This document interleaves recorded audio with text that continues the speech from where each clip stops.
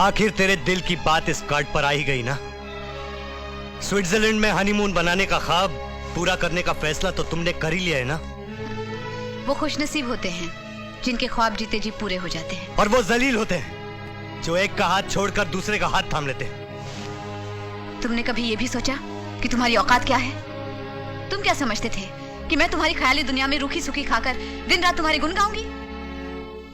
मैंने सपनों के अंधेरों से निकलकर पहली बार आसमान देखा, और उस आसमान पर मैंने अपना आने वाला कल देखा है। उस आसमान पर तुमने अपने महेशनाथ को देखा है, अपने होने वाले नाथ को देखा है। हाँ हाँ देखा है, मैंने अपने होने वाले नाथ को देखा है।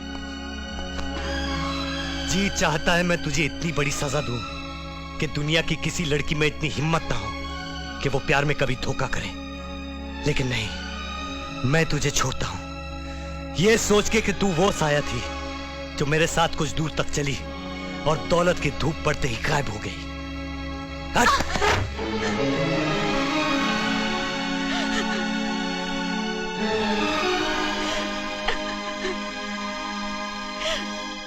बहुत हो गया पिंटू, और कितना पिएगा? पीने दे माइकल, पीने दे, तब तक पीने जब दे। तक सेठ केदारनाथ के दिए हुए टुकड़े खत्म नहीं हो जाते। तू बोला रे ऐसा? अपना अंकल के वास्ते, पिंटू अंकल के वास्ते? अच्छा किया, अच्छा किया तूने बेटा, बहुत अच्छा। खबरदार जो तुमने अपने मुंह से मुझे कभी बेटा कहा। क्या करेगा तू? मारेगा मेरे को? ले मार, मेरे को मार। नहीं पिंटो नहीं, ना तुम जैसे बेगैरत बाप मर सकते हैं और ना ही उनकी बेगैरत औलाद। अरे प्यार तो क्या, रुपयों के लिए वो अपनी इज्जत तक बेच सकते हैं पिंटो। संजू, तूने उस जैनी के लिए ऐसा कहा जिसने तेरे और तेरे खानदान की इज्जत बचाने के लिए खुद को सूली पे चढ़ा लिया। जैनी ने केदारनाथ की दौलत की खातिर अपने प्यार का सौदा नहीं किया। पिंटो ने अपनी बेटी नहीं बेची संजू, तेरी जिंदगी खरीदी है, तेरी जिंदगी। केदारनाथ को जैनी जैसी मामूली बहू नहीं चाहिए, उसे हमारी इज्जत चाहिए, पिंटो की इज्जत, तेरी इज्जत चाहिए उसे। तू क्या समझता है जैनी उस घर में जाके जिंदा रहेगी? मेरी बेटी मर जाएगी, लेकिन तेरी इज्जत पे आंच नहीं आने देगी संजू, तेरी इज्जत पे आंच नहीं आने देगी। हाँ भाई, कोई कमी ना रहे। हमारे मेहमान तो 7:30-8 तक आ जाएंगे और बारात आने तक सारा काम पूरा हो जाए। ओके?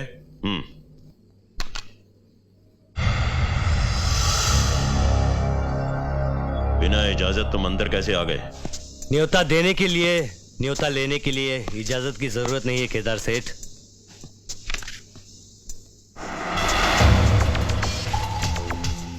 सुना है तुमने तुम्हारे बेटे के लिए 1001 कार्ड छापे, और मैंने सिर्फ एक ही कार्ड छापा है, और इस कार्ड पर नाम लिखा है तुम्हारा।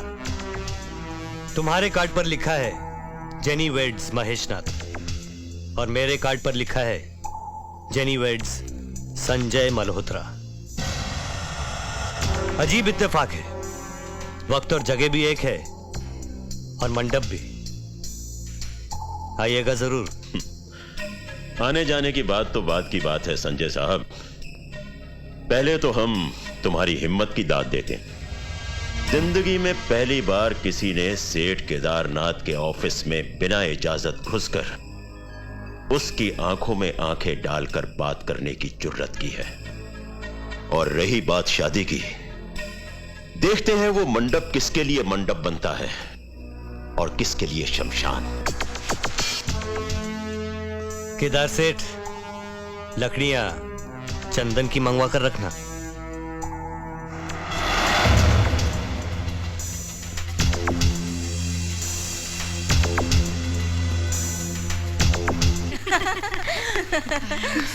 चलो मुझे दे जरा, ये पहनाओ।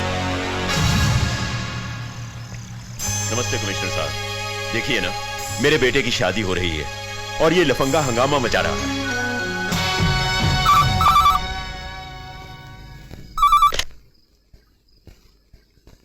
हेलो, कौन बोल रहा है? मैं केदारनाथ बोल रहा हूं। वाकई बहुत खराब दिन है तुम्हारा केदार सेठ। सारे कनेक्शन तुमसे ही मिलते हैं। नंबर एयरपोर्ट का लगाया था हनीमून की ट्रिप की बुकिंग के लिए, और लग गया तुम्हारा नंबर।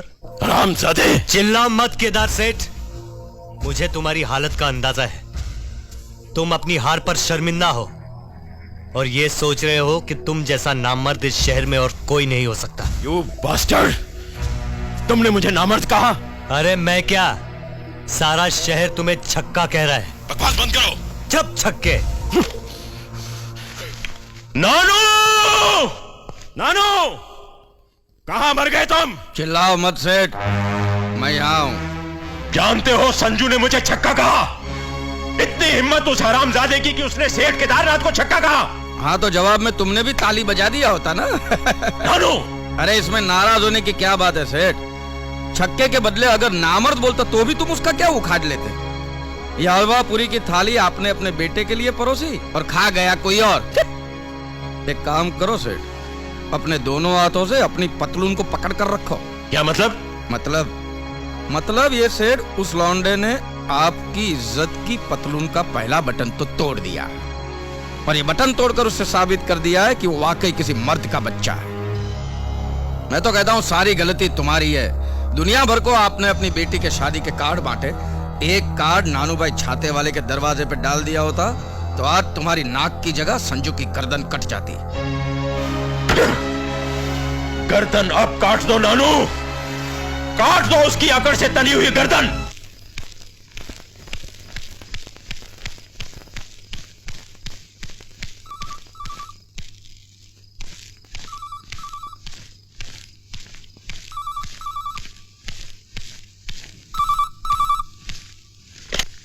हेलो,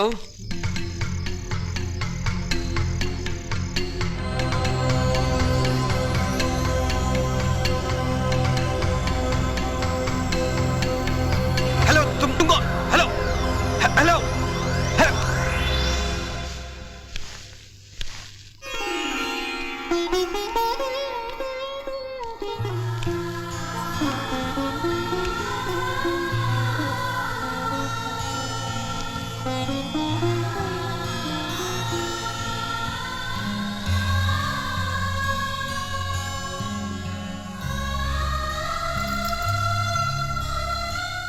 कितनी खूबसूरत हो तुम।